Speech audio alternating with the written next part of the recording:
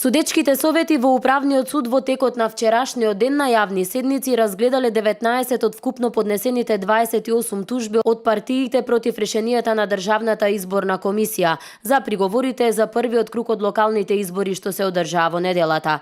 Разгледани се 16 тужби од ВМРО ДПМНЕ, 2 од ВМРО и 1 од Левица. Од судот информира дека одлуките за 19 разгледани тужби ќе бидат објавени во текот на денот по нивното техничко изготвување.